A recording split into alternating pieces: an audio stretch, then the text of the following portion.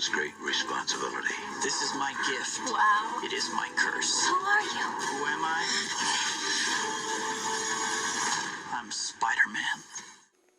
Hello everybody, welcome back to Screenstars. I'm here today to bring you another classic Marvel review, and today I'm taking a look at the 2002 Spider-Man. The film is directed by Sam Raimi and it stars Tobey Maguire, Kirsten Dunst, William Dafoe, James Franco, Cliff Robertson and Rosemary Harris.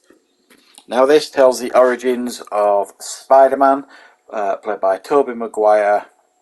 Peter Parker is a normal high school kid, very bright, and whilst on a school trip he gets bitten by a genetically engineered spider that gives him the powers of Spider-Man, and at the same time Willem Dafoe's character, Norman Osborn, essentially becomes the Green Goblin, and the two go head to head for the rest of the film as Spider-Man is introduced to the citizens of New York, and many of them question whether he's a hero or a villain. Right, what are my thoughts on Spider-Man? Well, I think it's fair to say that when this film came out it was an absolute sensation. Massive box office smash hit. In fact, I think it was the first movie ever to go over 100 million in its opening weekend, and no film has ever done that. I'm not actually sure if they've done it since. I'm sure they have, but at the time it was the first film to have done that, even when you adjust films for inflation. At least, anyway, that's what when I was researching the film, that's what it told me anyway. So, needless to say, this was the biggest hit of the year in 2002. It was a massive smash hit, and it put superhero movies firmly on the map, and it put Marvel firmly on the map. Now, obviously, this is pre-Marvel Cinematic Universe. We got Iron Man a number of years later, but this was a goldmine, if you like, for Sony at the time. They absolutely nailed it, and there's a lot of reasons why they nailed it. First and foremost is the hiring of Sam Raimi, who was a huge fan. I thought the casting of Tobey Maguire as Peter Parker was inspired. He's an absolutely brilliant Peter Parker and an excellent Spider-Man. My only criticism of the portrayal of Spider-Man in this and the other two films by Tobey Maguire, and this isn't his fault really, Spider-Man is always full of one-liners, quips, jokes, and in the Spider-Man games that we got on the PlayStation recently, Marvel Spider-Man and Marvel Spider-Man 2, full of jokes, full of quips. They tried to give them to Andrew Garfield, probably a little bit more successfully, and Tom Holland again a little bit more successfully with his quips and jokes. They try it here, but it just doesn't work, and a lot of it is the delivery of the jokes, and they just didn't seem to work so much in this film. It's a minor criticism from me, but it is such a big part of the character Spider-Man. He is annoying with his quips and his jokes and his one-liners all the time, and you don't really get that here in this film, not successfully anyway. But that's probably my only real criticism of the film. I thought Kirsten Dunst was excellently cast as MJ. James Franco as Harry Osborn, again, great job, even though there was genuine tension between him and Tobey Maguire. They didn't really get on, and they still don't, apparently. And Ben Parker and May Parker are probably the best cast in any of the Spider-Man films. They just epitomise what those characters were in the comics and how they should have been on screen. I thought they were absolutely perfect casting going on. And then we also have to talk about Willem Dafoe, the man that doesn't age seemingly, but I think his portrayal as Norman Osborn in this film is stunning. He steals the show. Now, I remember at the time when the film came out, I wasn't overly impressed with the design of the Green Goblin, because I was used to the Green Goblin that we've seen in the cartoons and the comics growing up, and they went with a different design here.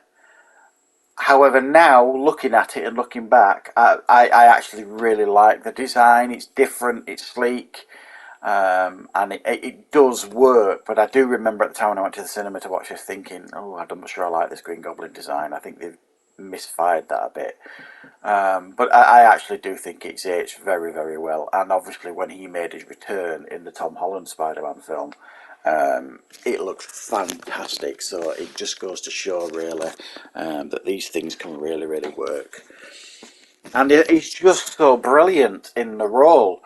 I think one of the best scenes in the film is the scene where he's talking to himself in the mirror as Norman Osborn and the Green Goblin, his evil persona, and he's back and forth with each other. I mean, that's acting. I mean, that is bloody good acting from Willem Dafoe, and I think he's an absolute highlight of the film and one of the strongest villains out of any superhero film. And I know in Spider-Man 2 we get another treat in regards to the Spider-Man villain. They really did nail it in the first two films for the villains, but for me, Willem Dafoe just stand out here. And that scene as well when he turns up for like the Thanksgiving meal, and he's hanging on the ceiling, Peter Parker, and the blood drips on the floor, and just that look on his face, he's just ready to pop at any point. He's just, at that point, he is literally losing his mind.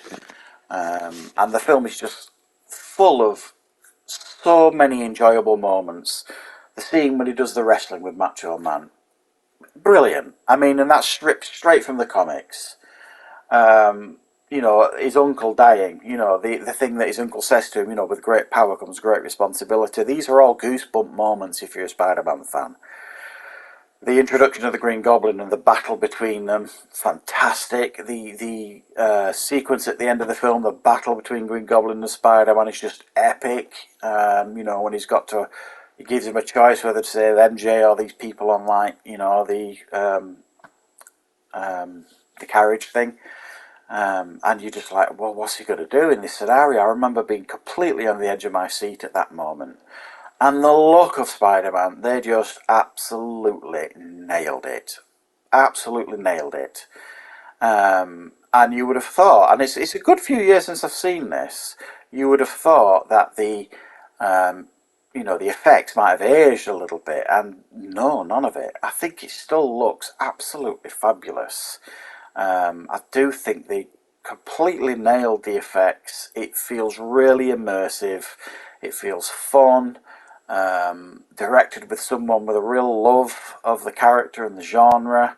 Memorable characters, memorable sequences, and an absolute knockout superhero film. Definitely one of the best of all time. For me, the way they nailed Superman in Superman the movie with Christopher Reeve, for me, that's the definitive Superman film, and he is the definitive Superman.